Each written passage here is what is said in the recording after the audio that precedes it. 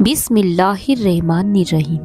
السلام علیکم۔ وہ دن جب قرآن دنیا سے اٹھا لیا جائے گا، وہ وقت بہت قریب ہے جب زمین پر اللہ کا کلام باقی نہیں رہے گا۔ یہ وہ دور ہوگا جب انسان زندہ تو ہوگا لیکن اس کی روح مر چکی ہوگی۔ قرآن صرف کتاب نہیں، قرآن وہ پیغام ہے جس سے صحیح اور غلط کی پہچان ہوتی ہے۔ قرآن وہ روشنی ہے جس سے اندھیرے راستے پہچانے جاتے ہیں۔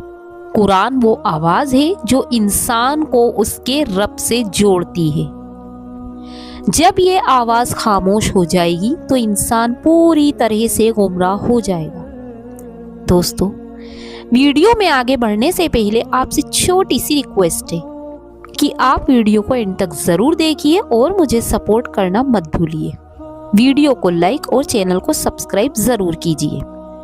یہ سمجھنا بہت ضروری ہے کہ قرآن ایک ہی رات میں یوں ہی غائب نہیں ہو جائے گا۔ اس سے پہلے بہت کچھ ختم ہو چکا ہوگا۔ قرآن پہلے دلوں سے نکلے گا، پھر زبانوں سے اور پھر آخر میں دنیا سے اٹھا لیا جائے گا۔ دلوں سے قرآن تب نکلے گا جب انسان اس کی قدر کرنا چھوڑ دے گا۔ قرآن کو مانتا ہے مگر اس کی باتوں کو اپناتا نہیں، قرآن کے بتائے ہوئے راستے پر چلتا نہیں، تب اللہ اپنی اس مقدس کتاب کو دنیا سے اٹھا لے گا۔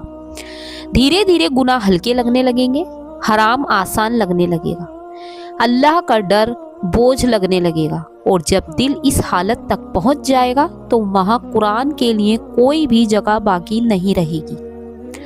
اس وقت نہ کوئی سجدہ کرنے والا ہوگا، نہ کوئی اللہ سے ڈرنے والا ہوگا، نہ کوئی آخرت کی بات کرنے والا ہوگا۔ جو کوئی اللہ کا نام لے گا لوگ اس پر ہنسیں گے، لوگ مذاق بنائیں گے۔ جب جنت اور جہنم کی باتیں ہوں گی لوگ قرآن پاک کو ایک پرانی کتاب سمجھیں گے، اور یہی سب سے بڑی تباہی ہوگی۔ اللہ تبارک و تعالی ظالم نہیں ہے۔ اللہ قرآن پاک کو دنیا سے جب تک نہیں اٹھائے گا جب تک کہ لوگ اس کی قدر کرنا نہ چھوڑ دیں گے۔ جب لوگ قرآن کو زندگی کا راستہ بتانے والی کتاب نہیں بلکہ ایک رسم کے طور پر دیکھیں گے، تب اٹھائے گا اللہ قرآن کو۔ اس دور میں طاقت ہی سچ ہوگی، فائدہ ہی اصول ہوگا، ظلم ہی قانون ہوگا۔ کمزور لوگ کچلے جائیں گے، سچ بولنے والوں کو مٹا دیا جائے گا، اور کسی کو اس پر افسوس ہی نہیں ہوگا۔ کیوں؟ کیونکہ لوگوں کو صحیح غلط کی پہچان ہی نہیں ہوگی، کیونکہ صحیح غلط کی پہچان کرانے والی کتاب کو تو اٹھا لیا جائے گا۔ سب سے ڈراؤنی بات یہ نہیں ہوگی کہ قرآن موجود نہیں ہوگا، سب سے ڈراؤنی بات یہ ہوگی کہ انسانوں کو یاد ہی نہیں ہوگا کہ کبھی قرآن نام کی بھی کوئی کتاب تھی جسے لوگ پڑھا کرتے تھے، جس سے لوگوں کو سکون ملتا تھا، جو کتاب زندگی جینا سکھاتی تھی، جو کتاب انصاف کرنا سکھاتی تھی، جو کتاب ظلم سے روکتی تھی، جو کتاب محبت کا پیغام دیتی تھی، جو کتاب دنیا میں امن قائم کرنے والی کہلاتی تھی۔ لوگوں کو یہ معلوم ہی نہیں ہوگا کہ ایسی بھی کوئی کتاب موجود تھی، جیسے کوئی پرانی کہانی، کوئی بھولی بسری داستان۔ قیامت نیک لوگوں پر نہیں آئے گی، وہ پہلے ہی اٹھا لیے جائیں گے۔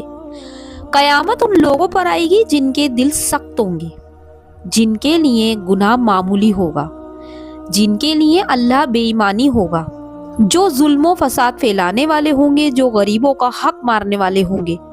قیامت ان لوگوں پر ہی آئے گی۔ آج ہم اس منزل تک تو نہیں پہنچے کہ قرآن پاک سے حرف اٹھا لیے گئے ہوں۔ آج بھی اللہ نے توبہ کے دروازے کھول رکھے ہیں، آج بھی قرآن پاک ہمارے بیچ موجود ہے۔